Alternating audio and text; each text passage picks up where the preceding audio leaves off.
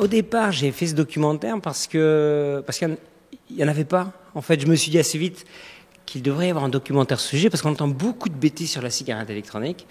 Et moi, je venais donc de quitter le tabac et je venais de me mettre à vaper et assez vite, on peut tomber dedans, vous le voyez dans le film, c'est-à-dire que d'un coup, on a envie de goûter plein de liquides et puis surtout, on arrive assez facilement à arrêter de fumer. C'est quand même le point le plus important. Et quand j'ai vu qu'il y avait quand même beaucoup de désinformation autour vraiment de la vape, je me suis dit, ça serait bien de faire un film pour les fumeurs, qui leur montre que, voilà, déjà l'espèce de culture qu'il y a autour de la vape, mais aussi, et en premier, les médecins, le médical. Et donc, j'ai entamé comme ça un film. Je pensais faire un petit documentaire, et puis c'est devenu épique. On voit que c'est un mélange entre fiction et documentaire, avec une réalisation très visuelle. Est-ce que vous avez des aspirations particulières pour la mise en scène? Comme ce documentaire, en fait, au départ, il a été financé grâce à un crowdfunding, il y avait une espèce de licence de liberté. Et je me suis dit, après tout, donc j'ai fait d'autres documentaires, mais des sujets, on va dire, un peu plus... C'est pas que c'est pas un sujet important, hein, la cigarette, mais plus dense, avec une dimension spirituelle. Tandis que là, on va parler de cigarettes électroniques. Et alors, il faut le faire, le film, parce qu'il y a un enjeu de santé énorme, puisqu'il y a 6 millions de personnes qui meurent du tabac chaque année. Donc, il y a vraiment un enjeu de juste leur montrer, voilà, vaut mieux respirer de l'air, on est tous d'accord, mais pour un fumeur, c'est une vraie solution pour passer de la... Comment dire, de passer de l'addiction, hein, c'est-à-dire quelque chose que vous prenez mais qui vont finir par vous tuer, à la dépendance, un peu comme on peut l'avoir avec la caféine ou le sexe pour certains, c'est-à-dire ça ne vous tuera pas, il faut essayer de réguler toutes les choses autour de nous. Voilà, donc quand je suis parti, je me suis dit, comme le sujet de la cigarette, comment ça marche, qui l'a fait, le médical, tout de suite il y a une chape un petit peu au-dessus d'un truc qui peut devenir un peu ennuyeux, hein.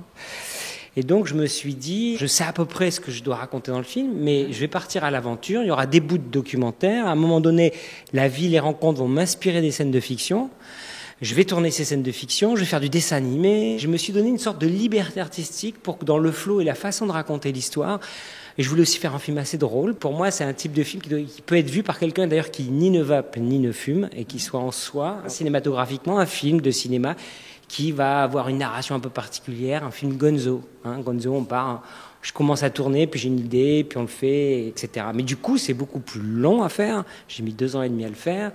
Et donc, j'ai été aidé par la communauté, j'ai été aidé par mes potes. C'est parti comme un petit film. Et puis, chaque fois, j'avais des idées de plus en plus importantes. Et voilà, et puis j'ai fini par plus avoir de sous, donc j'ai arrêté de faire le film.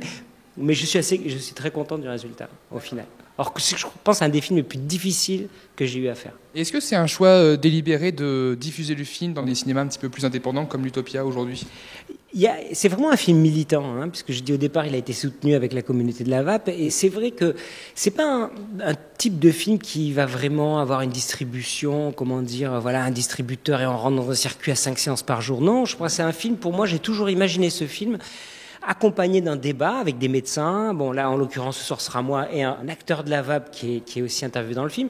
Et parfois, c'était seulement des médecins qui ont fait le débat. Et je pense que c'est ça qui est bien. C'est-à-dire, il y a un film qui va vous dégrossir le sujet et après, il y a des questions spécifiques. Et c'est un film militant, donc si tu n'as pas envie qu'il soit vraiment dans la rentabilité, on va dire, ou en tout cas une proposition qui rentre dans le 5 séances par jour, etc.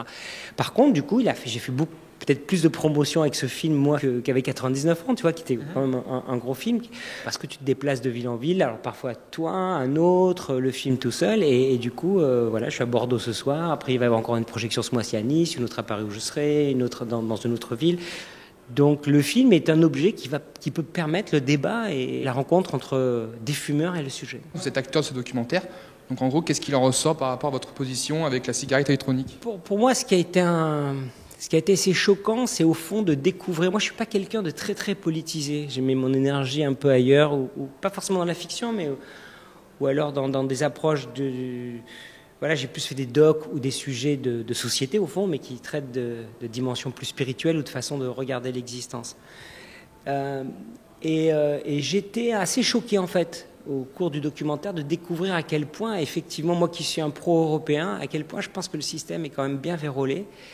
À savoir que toutes les décisions sont prises sur un sujet par des gens qui ne connaissent pas forcément, mais surtout avec des lobbies hyper importants autour, qui mettent une pression terrible et qui donnent des informations. Je dis à personne, c'est pas d'acheter les gens, c'est juste de venir tellement bien leur raconter l'histoire qu'ils vont faire les lois que les lois qui intéressent la pharma et qui intéressent les gens qui fabriquent des cigarettes. Et on sait, il manque plus que l'agriculture et les armes, et tu as les lobbies les plus importants.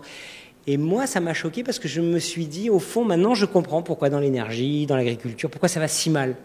Pourquoi d'un coup, il y a des lois qui sont... C'est la pression des lobbies. Donc, moi, ça m'a fait un éveil, on va dire, plutôt politique, ce qui n'était pas du tout le chemin dans lequel j'allais. Moi, au départ, j'allais vers juste faire connaître un outil de réduction des risques important pour un fumeur.